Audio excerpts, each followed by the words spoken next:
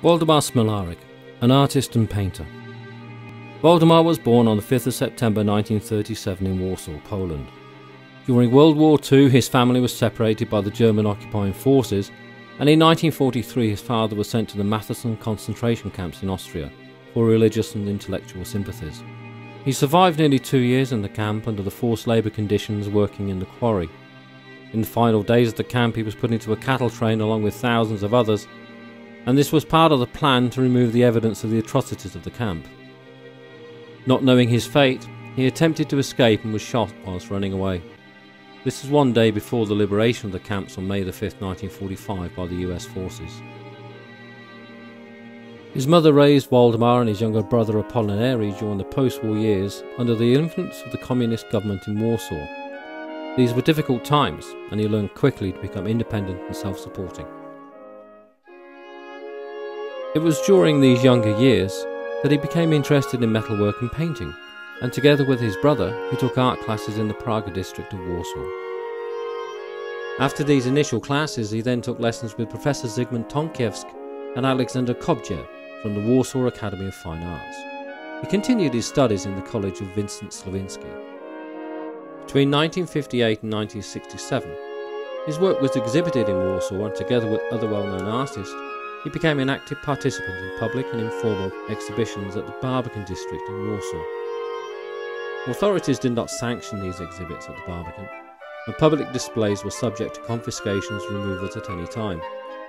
However, Waldemar persevered, and this action put him in contact with other independent artists, with the result of a comprehensive development of the arts in Poland in the 1950s and 60s.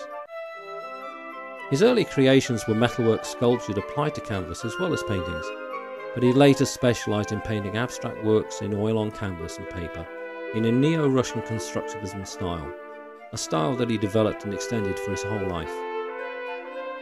All this was achieved during Gomulka's Poland, which, although considered to be more liberal than other Soviet-controlled Iron Curtain states, it was still without opposition parties and strict controls over art and cultural development.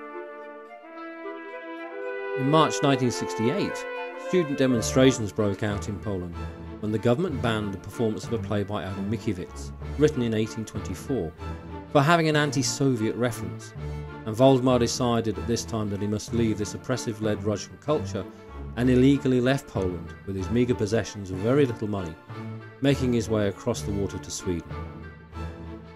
Thus began his artistic emigration, and whilst in Sweden he forged many friendships with like souls in the art world and also in the Jewish community, who helped him to remain in Sweden until 1970.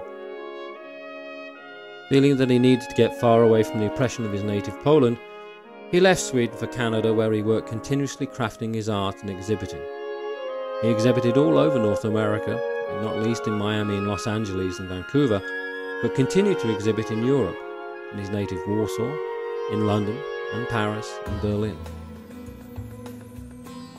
During his life, Waldemar met and worked with many well-known painters, not least Salvador Dali, all of whom had an influence upon his work. Throughout his life, his work was exhibited at many international exhibitions, and his works are in many galleries and museums across the world, and also in private collections. In the last few years living in Vancouver, Waldemar donated several of his paintings for charity auction at Cancer Society's annual fundraising events. His paintings have provided a significant contribution to the Society's funds.